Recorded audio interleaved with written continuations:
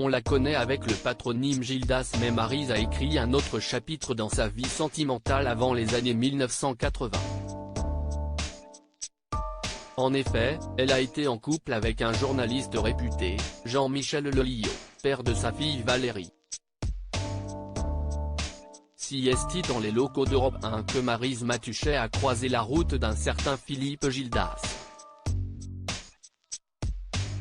Une grande histoire d'amour qui va durer des années 1980 jusqu'à la disparition de la star du PAF en 2018. Ce 22 juin 2023, elle fête donc sans l'homme de sa vie un nouvel anniversaire, celui de ses 82 ans.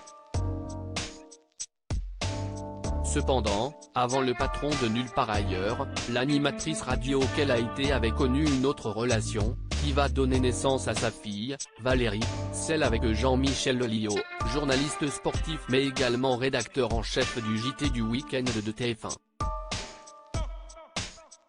Son enfant, désormais âgé de 56 ans, est loin d'être une inconnue puisqu'elle est la leader du talentueux groupe autour de Lucie. Madame Gildas parlait de sa fille avec beaucoup de tendresse il y a quelques années à la télévision.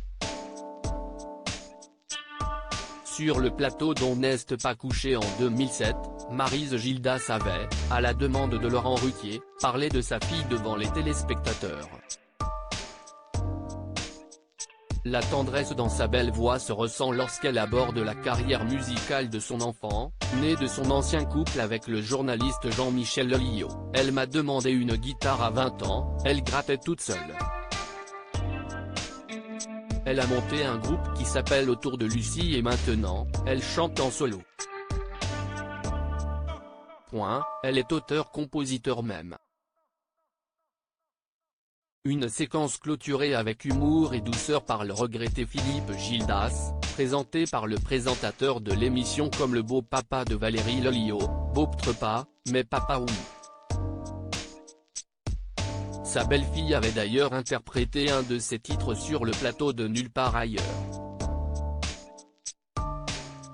Autour de Valérie c'est en 1993 que Valérie Lelio forme le groupe Autour de Lucie avec le bassiste Fabrice Dumont et le guitariste Olivier Durand. Après avoir sorti 5 albums avec le groupe, elle enregistre à Paris son premier album solo, Caldera, où figure notamment la chanson Mon homme blessé, écrite par Miossec. L'artiste a aussi collaboré avec J.J. Johansson dans l'album Tattoo ou encore avec Ben et Jason, pour le titre Another Stupid Song, Tens About You.